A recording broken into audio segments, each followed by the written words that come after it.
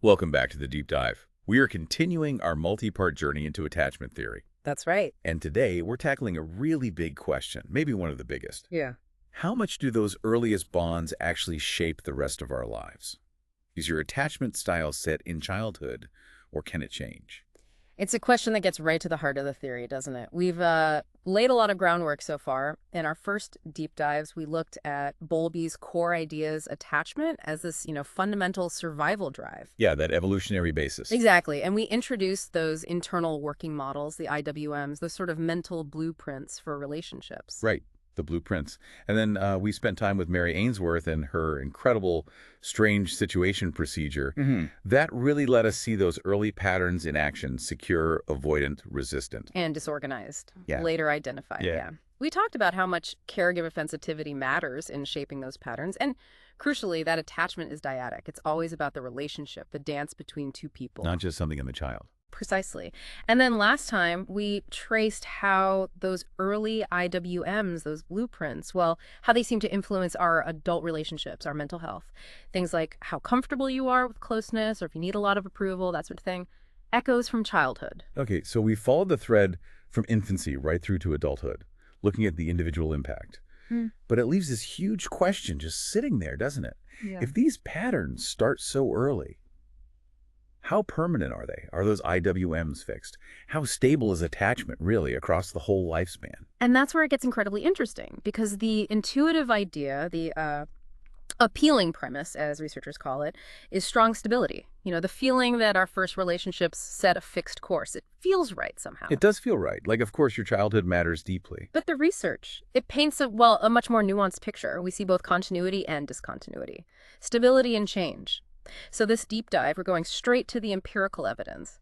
What do the big studies, the meta-analyses actually tell us? Okay, let's unpack this. We're really going to dig into the data here. Yeah. Because this idea of whether we can change, that's huge. It absolutely is. So that appealing premise that attachment quality should be pretty stable, it's driven research for decades.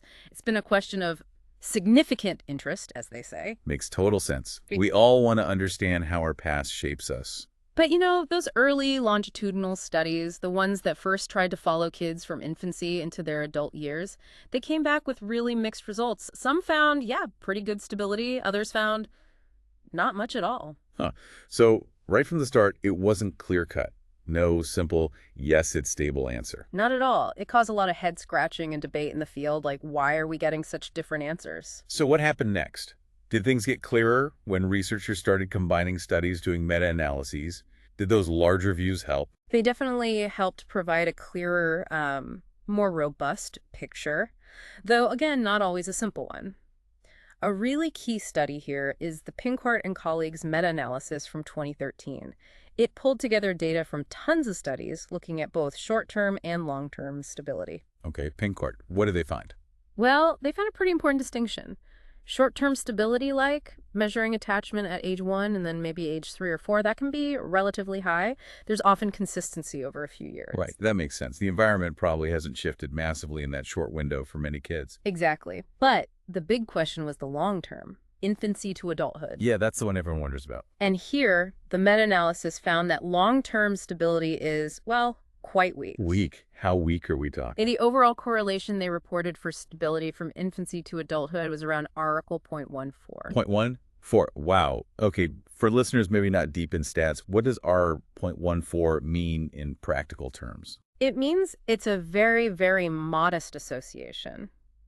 Statistically significant, perhaps, meaning it's probably not just random chance, but it's tiny.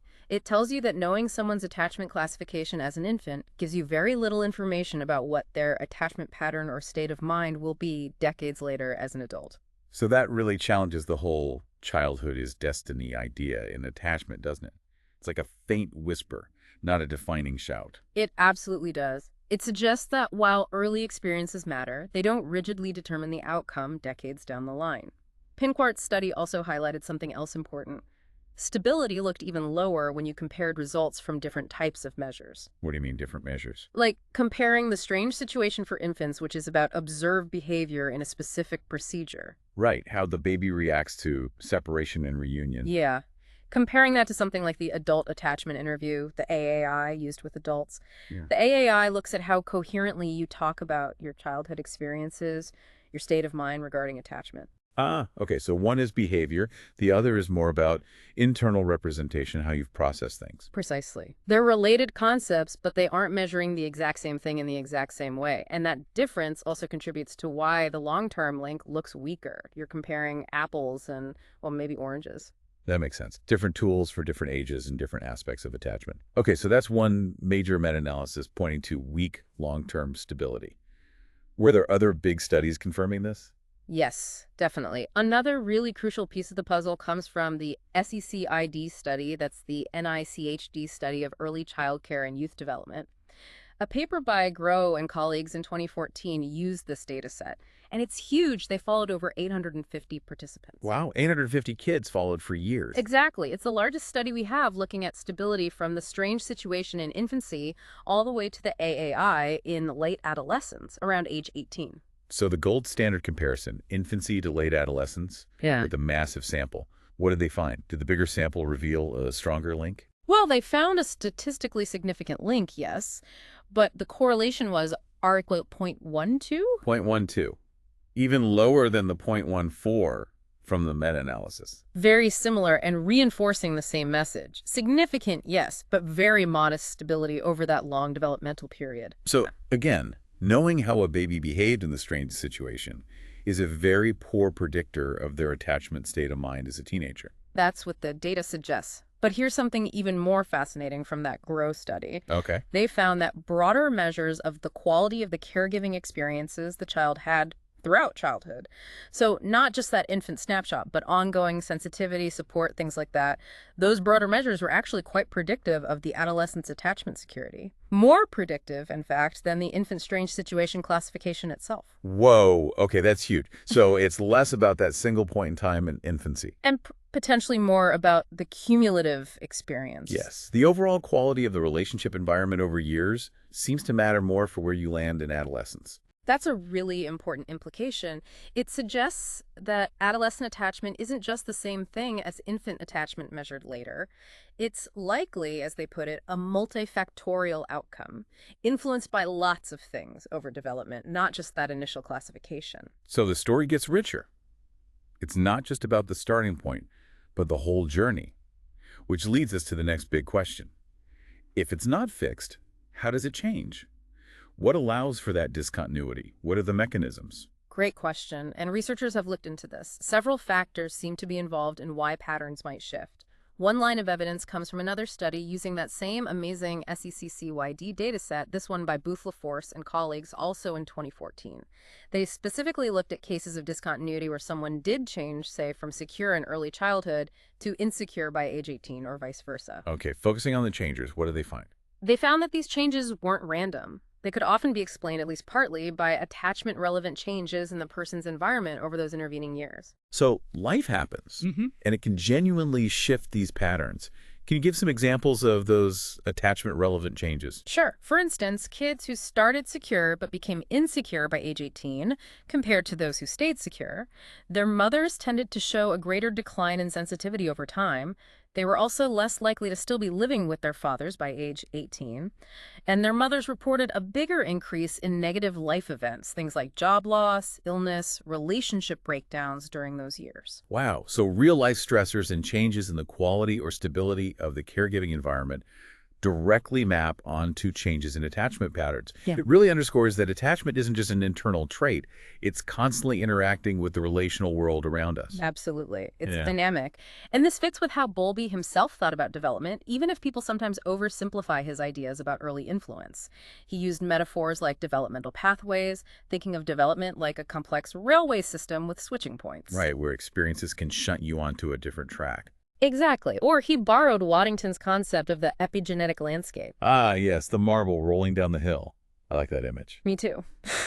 The idea is the marble, representing the developing person, tends to follow certain valleys or pathways shaped by both genes and environment.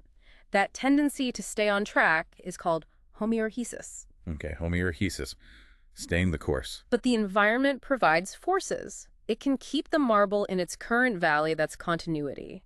But strong enough environmental pushes, like those negative life events, or maybe positive ones like a new stable relationship or therapy, can potentially push the marble over a ridge into a new valley. That's change or discontinuity. So the pathway isn't rigidly fixed, it's more like a preferred path, but deviations are possible if the environmental forces are strong enough. Precisely, and how easily the marble can be pushed depends on the degree of canalization, how deeply grooved that valley is, or how susceptible the trait is to environmental influence at that point in development. It's a much more dynamic, interactive view than just infancy sets the pattern. It really is. And this leads to another related concept for understanding stability over time. Researchers like Chris Fraley and Brian Roberts propose the idea of a stable degree of instability. Okay, stable degree of instability. It sounds a bit paradoxical. What does it mean? It means that while the correlation across, say, 20 years might be low, the pattern of stability itself is somewhat predictable. For example, we know that stability measured over shorter time spans tends to be higher than stability measured over longer spans. That's a predictable pattern. Right, like you said, RPN's 14 over decades, but it might be RPN of 40 or 0.05 over just a couple of years. Exactly. And stability also tends to look higher when measured during adulthood compared to measurements spanning from early childhood. Fraley did some modeling work back in 2002, estimating that stability from infancy to adulthood was probably somewhere between 0.30 and zero point 0.4, maybe leveling off around 0.35 between ages 1 and 25. Okay, 0.3 to zero point 0.4 is still modest, but a bit higher than the 0.12 or 0.14 from those specific studies. Yeah. Still, it's far from perfect stability. Absolutely. It reinforces the main point. There's some continuity, but it's limited, and the influence fades over very long periods. It's not like personality traits like extroversion, which tend to be much more stable over decades. Attachment seems more malleable. It's like those ripples from a stone dropped in water, strongest near the source, but gradually diminishing as they spread out over time and space. That's a great analogy. So this brings us back to something we touched on last time about the balance of nature and nurture changing over time. Yes, the genetics piece. Right, that finding about genetics becoming more influential in adolescence was really counterintuitive for attachment. It was, and it adds another layer to this stability change discussion. Remember that large twin study by Fearon and colleagues in 2014? Yeah, looking at 15-year-olds. They found that by age 15, attachment security showed significant genetic influence, about 40% heritable.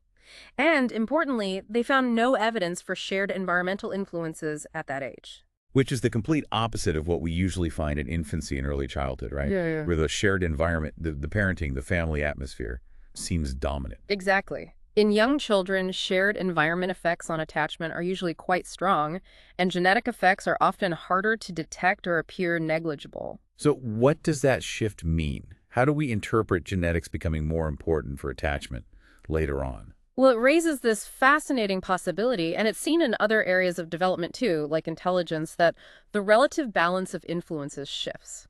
Early on, the environment, particularly the caregiving environment you share with siblings, might be the primary sculptor of attachment patterns. But as you move into adolescence and adulthood, your own genetic predispositions related to temperament, personality, how you process social information, maybe even how you elicit responses from others might start to play a larger role. Plus, your non-shared environmental experiences, the unique things that happen just to you, differentiating you from your siblings, also become increasingly important. So it's like your individual makeup and unique life path increasingly shape your attachment style as you get older, maybe overriding some of the initial shared family influence. That seems to be one plausible interpretation. It suggests that development involves this dynamic interplay where genetic factors might come online or express themselves more strongly later, interacting with unique experiences to shape adult attachment. This is incredibly complex, but also kind of hopeful, isn't it? How so? Well, if attachment isn't just rigidly determined by early shared environments, and if our unique experiences and even our own makeup play a growing role, it suggests more potential for agency, for change, for crafting our own relational path as adults. I think that's a very insightful way to look at it. It moves away from a deterministic view and towards one that acknowledges ongoing development and the potential for transformation. So let's try to synthesize all this. What's the bottom line on the stability of attachment? Are we stuck, or can we change? I think the evidence clearly points to a nuanced answer. Attachment patterns are not rigidly fixed from infancy. That seems clear. There is some continuity, especially over shorter time frames or when looking at broader dimensions rather than specific categories. Early experiences do cast a shadow. But it's not the whole story. Not at all. Long-term stability from infancy to adulthood is modest at best. The correlations are consistently low in large-scale studies. And we see clear mechanisms for change: significant life events, shifts in the quality of our relationships and caregiving environments, and potentially the unfolding influence of genetics and unique experiences over time. So, change is not only possible, it seems quite common. It really paints attachment as this ongoing developmental journey, doesn't it? Hmm. Constantly shaped by that interplay between our internal world, our history, our makeup, and our external world, our relationships, our life circumstances. Exactly. It's not a static blueprint decided in year one. It's a living, evolving aspect of who we are. Wow. We've covered a lot of ground today, really digging into the science behind attachment stability. We saw that intuitive idea that early bonds are destiny. Well, it doesn't quite hold up under scrutiny. No, the research, especially those big meta-analyses and longitudinal studies like SCCYD, shows a much more fluid, dynamic picture. We learn continuity exists, but it's modest over the long haul. Life events, changes in relationships, they can genuinely reshape our patterns. And that fascinating twist about the shifting balance of genetics and environment as we age, Yeah. suggesting our own nature and unique path play a bigger role over time. It's a complex, but ultimately, I think, more accurate view of how we develop relationally. So thinking about this for you, the listener, what does this all mean? If attachment isn't set in stone, if it can evolve, what does that suggest about your own capacity for growth, for change in your relationships, regardless of your starting point? Does understanding this dynamic stability maybe give you a sense of hope, or perhaps more agency in shaping your relational future? It's definitely something to reflect on. And it leads directly to our next question, really. If attachment patterns can shift, and if they're influenced by ongoing experiences, how do these patterns at any given point actually connect to a child's overall well-being? How does attachment security or insecurity influence how children navigate their emotions, their friendships, their challenges? Exactly. That connection to real-world outcomes is crucial. How does attachment play out in socio-emotional adjustment? And that is precisely where we're heading next time. We're definitely not done exploring this theory. Please join us for part 6 as we delve into attachment and children's socio-emotional adjustment. We'll explore how these foundational relationship patterns ripple outwards into a child's broader world. It's a critical link in the chain. We'll see you then to continue the journey.